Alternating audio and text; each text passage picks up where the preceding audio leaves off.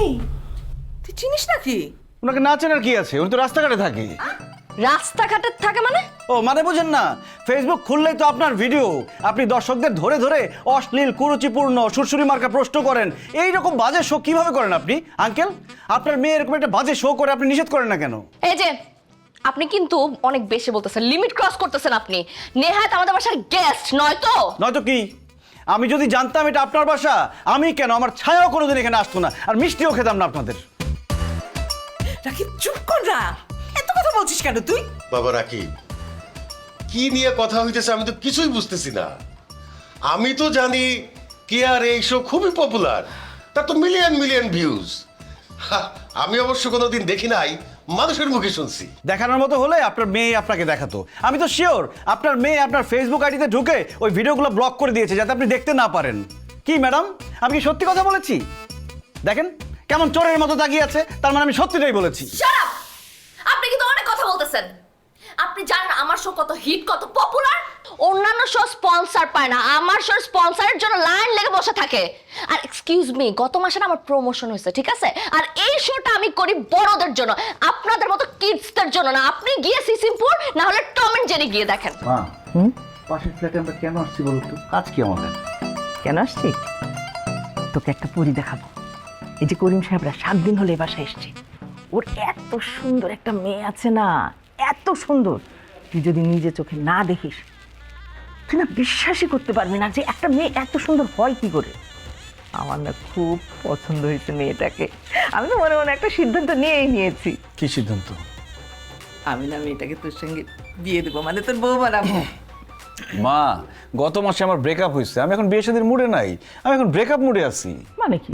এই তুই যখন প্রেম করতি তখন আমি বিয়ে শাদীর কথা বলতে কি বলতিস যে না আমি এখন বিয়ে শাদীর মুডে নেই, আর এখন যে ব্রেকআপ হয়েছে এখন কি হলো? আরে মুড আসতে আসতে তো ব্রেকআপই হয়ে গেল। আমি এখন কোনো কথাবার্তা শুনতে চাই না, তুই বিয়ে করবি নাহলে আমি বনবাসে চলে যাবো। আচ্ছা ঠিক আছে, মেয়েটা আসুক, দেখি পছন্দ হলে বিয়ে করে ফেলবো, অসুবিধা কি? আরে পছন্দ তো হবেই, সুন্দর না মেয়েটা? আসুক আগে দেখি। সুন্দর সুন্দর শুনতেছি শুধু। বলছি আসছে।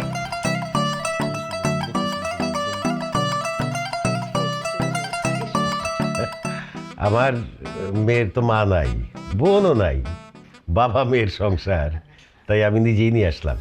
কোনো সমস্যা নেই ভাইজান। মা ঘুমটা খোলো, তোমার চাঁদ মুখটা দেখি, খোলো খোলো।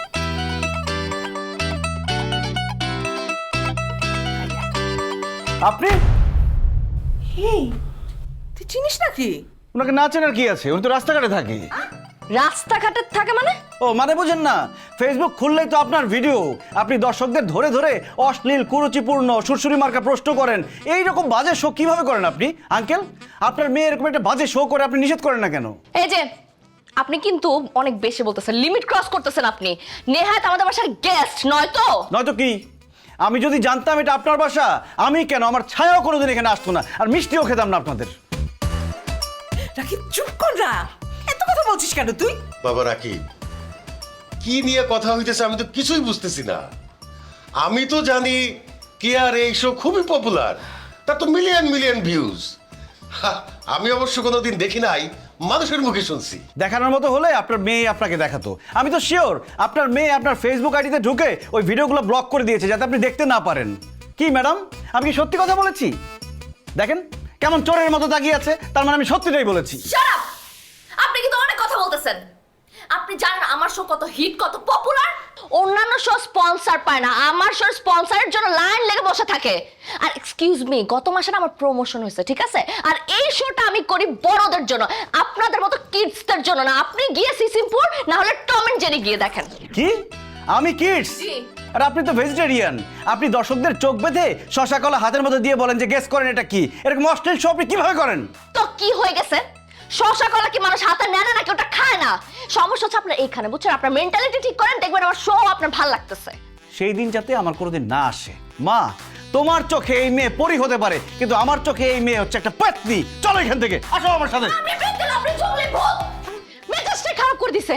একটা ছেলে যে এতটা ঝগড়াইটা হতে পারে আমার জীবনে জানা ছিল না। বাবা, তুমি না বলছিলা? আমি কি বলছিলাম? আমি বলছিলাম আমি তোমার পছন্দের ছেলে বিয়ে করবো, তাই বলে তোমার এই পছন্দ? হ্যাঁ, নেক্সট টাইম একটা বেটার কাউকে নিয়ে এসো। সরো। বুঝলাম না কিসের থেকে কি হয়ে গেল।